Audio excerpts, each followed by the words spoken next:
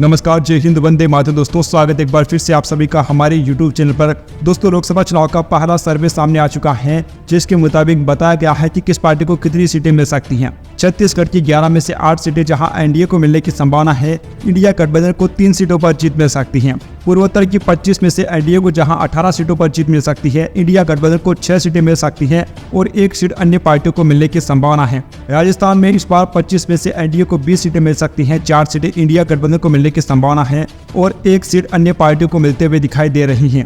वही दोस्तों मध्य प्रदेश में इस बार भाजपा को पिछली बार के मुकाबले 3 सीटों का नुकसान हो सकता है और एमपी में बीजेपी 25 सीटें हासिल कर सकती है, इंडिया गठबंधन को 4 सीटें मिल सकती हैं। तेलंगाना में बीजेपी को 5 सीटें मिलने की संभावना है। यहाँ पर लोकसभा की कुल 17 सीटें हैं, इंडिया गठबंधन को 3 सीटें मिल सकती है और 9 सीटें अन्य पार्टियों को मिलने की संभावना जाहिर की जा रही है। आंध्र प्रदेश की 25 में से एनडीए को 1 सीट मिल सकती है, इंडिया गठबंधन को 2 सीटें मिलने की संभावना है और 22 सीटें अन्य पार्टियों को मिल सकती हैं। तमिलनाडु की बात करें तो 39 सीटें जहां लोकसभा की यहाँ कुल हैं, उनमें से 9 सीटें एनडीए को मिल सकती हैं। इंडिया गठबंधन का पलड़ा तमिलनाडु में बहुत भारी है और 29 सीटें इंडिया गठबंधन को मिलने की संभावना है। 1 सीट दोस्तों अन्य पार्टियों को मिल सकती है। बिहार की 40 में से एनडीए को 31 सीटें मिल सकती हैं, जबकि इंडिया गठबंधन को 9 सीटों पर जीत मिलने की संभावना है। झारखंड की 14 में से 11 सीटें एनडीए को मिल सकती हैं। वही दोस्तों 2 सीटें जहां इंडिया गठबंधन को मिल सकती हैं, 1 सीट अन्य पार्टियों को मिलते हुए दिखाई दे रही हैं। अब दोस्तों वीडियो में आगे बढ़ने से पहले हमें कमेंट बॉक्स में अपने राज्य का नाम कमेंट करके जरूर बताइए, ताकि आपके राज्य की एक सीट का सर्वे हम आप लोगों को बता पाए। अब अगर दोस्तों हम हरियाणा की बात करें तो हरियाणा में पिछली बार भाजपा ने बिल्कुल क्लीन स्वीप किया था, सभी सीटें भाजपा ने हासिल की थी, लेकिन इस बार भाजपा को 5 सीटों का नुकसान झेलना पड़ सकता है और 5 सीटें इंडिया गठबंधन को मिल सकती हैं और एनडीए को भी 5 सीटें मिलते दिखाई दे रही हैं। हिमाचल प्रदेश की 4 में से 3 सीटें एनडीए को मिलते हुए दिखाई दे रही है, 1 सीट इंडिया गठबंधन को मिल सकती हैं। जम्मू कश्मीर लद्दाख की बात करें तो 6 में से 2 सीटें एनडीए को मिलते दिख रही हैं, 1 सीट इंडिया गठबंधन को, जबकि 3 सीटें यहाँ की क्षेत्रीय पार्टियों को मिल सकती हैं। दिल्ली में इस बार 1 सीट का एनडीए को नुकसान झेलना पड़ सकता है। एनडीए इस बार दिल्ली की 7 में से 6 सीटों पर जीत हासिल कर सकती हैं और दोस्तों 1 सीट इंडिया गठबंधन के हिस्से में जा सकती हैं।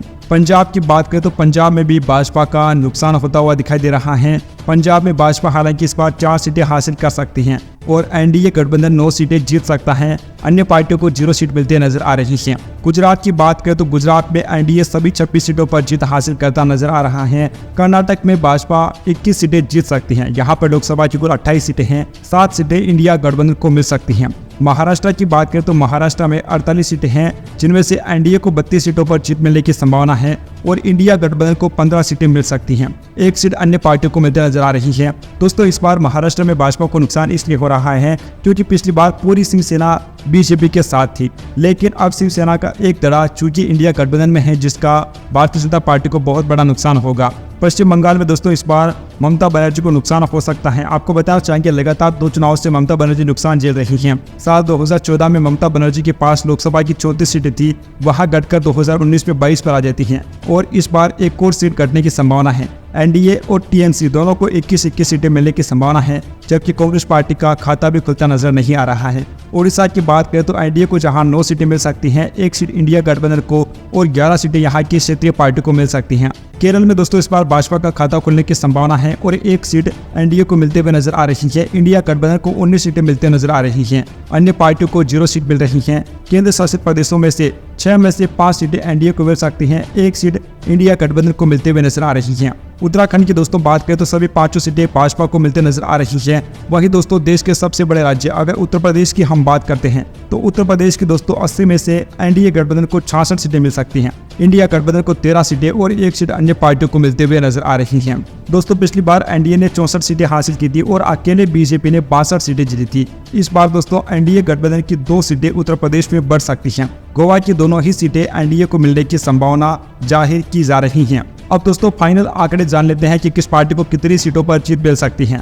तो दोस्तों जो ताज़ा रुझान सामने आ रहे हैं उसके मुताबिक 543 सीटें में से एनडीए को 336 सीटों पर जीत मिल सकती हैं, इंडिया गठबंधन को 135 सीटें मिल सकती हैं और 72 सीटें अन्य पार्टियों को मिलते हुए नजर आ रही हैं। दोस्तों अगर हम अकेले बीजेपी की बात करें तो अकेले बीजेपी को 305 सीटें मिलने की संभावना जाहिर की जा रही है और 31 सीटें एनडीए के सहयोगी दलों को मिल सकती हैं, यानी कि बीजेपी के सहयोगों को 31 सीटें मिलते हुए नजर आ रही हैं। रुझानों के मुताबिक अकेले बीजेपी 300 का आंकड़ा पार करते हुए दिखाई दे रही हैं। दोस्तों कुछ सट्टा बाजार के रुझान भी सामने आए हैं, उन पर एक बार नजर डाल लेते हैं। वहां जान लेना भी बहुत ज्यादा महत्वपूर्ण है, क्योंकि दोस्तों अलग अलग बाजार के अलग अलग सट्टोरियों के अलग अनुमान हैं। वैसे दोस्तों सट्टा लगाना इलीगल माना जाता है, लेकिन ये चीजें बड़े पैमाने पर हमको देखने को मिलती हैं। तो दोस्तों हम देश के कुछ बड़े सट्टा बाजारों का सर्वे भी हम देख लेते हैं। दोस्तों जो फलोदी सट्टा बाजार का सर्वे सामने आ रहा है उसके मुताबिक एमपी में बीजेपी को 29 में से 27 सीटों पर एज है और 2 सीटों पर कांग्रेस पार्टी बारी है। अब दोस्तों यूपी का जो सर्वे सामने आ रहा है उसके मुताबिक फलोदी सट्टा बाजार के अनुसार बीजेपी 60 से 65 सीट और इंडी गठबंधन को 15 से 20 सीटों पर एज मिल रहा है। हरियाणा की बात करें तो हरियाणा में बीजेपी को 5 से 6 सीटों पर और झारखंड में 10 से 11 सीटों पर बीजेपी को बढ़त मिल रही है। इसी प्रकार से दोस्तों ओडिशा की बात करें तो बीजेपी को 11 से 12 सीट, बंगाल में 20 से 22 सीटों पर बढ़त मिल रही है। बंगाल में 2014 से लेकर 2024 का ईटी चुनाव चल रहा है, लगातार भाजपा बढ़त हासिल कर रही है। अगर दोस्तों आपने हमारा बंगाल वाला वीडियो नहीं देखा है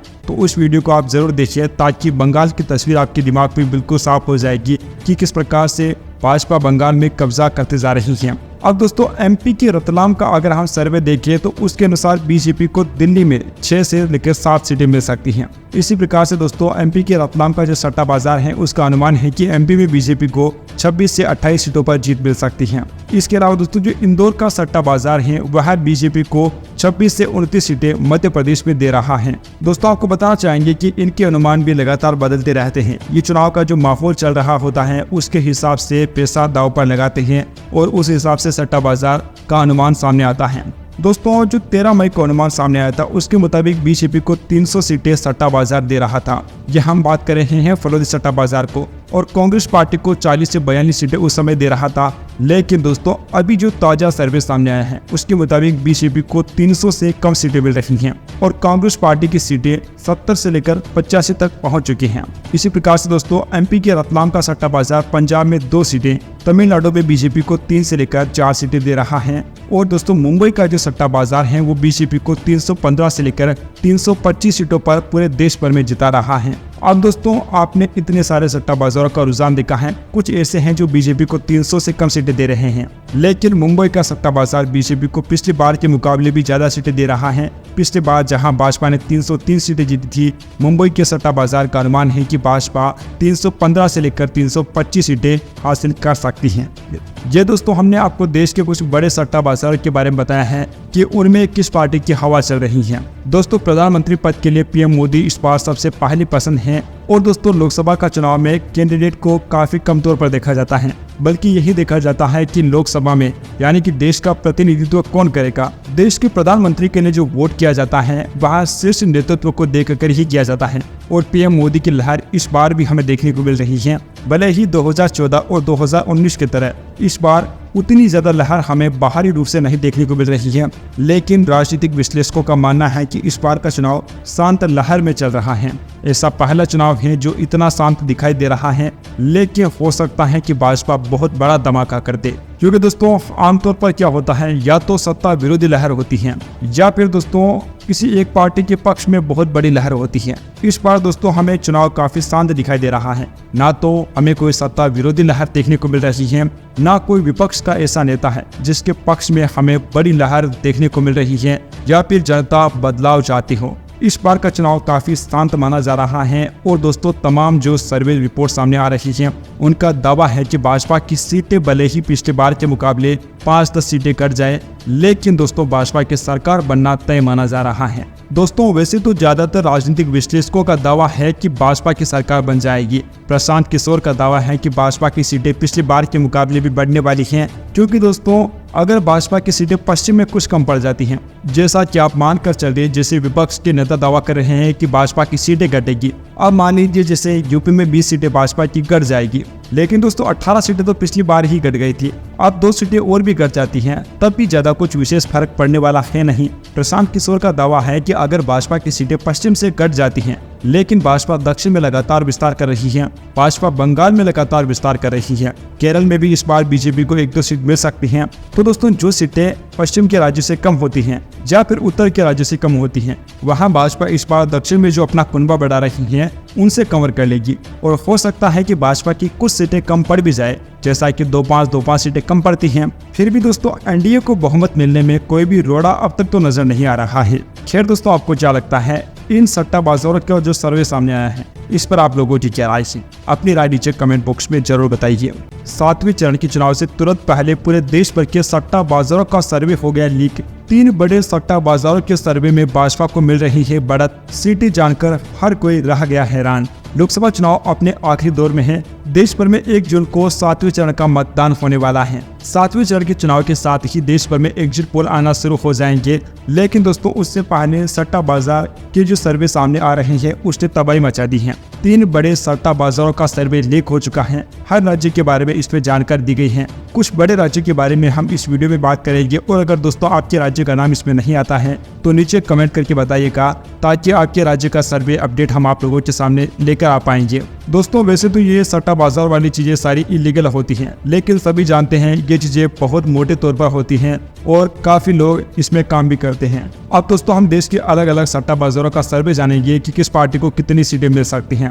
दोस्तों जो फलोदी सट्टा बाजार का सर्वे सामने आ रहा है उसके मुताबिक एमपी में बीजेपी को 29 में से 27 सीटों पर एज है और 2 सीटों पर कांग्रेस पार्टी बारी है। अब दोस्तों यूपी का जो सर्वे सामने आ रहा है उसके मुताबिक फलोदी सट्टा बाजार के अनुसार बीजेपी 60 से 65 सीट और इंडी गठबंधन को 15 से 20 सीटों पर एज मिल रहा है। हरियाणा की बात करें तो हरियाणा में बीजेपी को 5 से 6 सीटों पर और झारखंड में 10 से 11 सीटों पर बीजेपी को बढ़त मिल रही है। इसी प्रकार से दोस्तों ओडिशा की बात करें तो बीजेपी को 11 से 12 सीट, बंगाल में 20 से 22 सीटों पर बढ़त मिल रही है। बंगाल में 2014 से लेकर 2024 का ईटी चुनाव चल रहा है। लगातार भाजपा बढ़त हासिल कर रही है। अगर दोस्तों आपने हमारा बंगाल वाला वीडियो नहीं देखा है तो उस वीडियो को आप जरूर देखिए, ताकि बंगाल की तस्वीर आपके दिमाग में बिल्कुल साफ हो जाएगी कि किस प्रकार से भाजपा बंगाल में कब्जा करते जा रही है। अब दोस्तों एमपी के रतलाम का अगर हम सर्वे देखें तो उसके अनुसार बीजेपी को दिल्ली में 6 से लेकर 7 सीटें मिल सकती हैं। इसी प्रकार से दोस्तों एमपी के रतलाम का जो सट्टा बाजार है उसका अनुमान है कि एमपी में बीजेपी को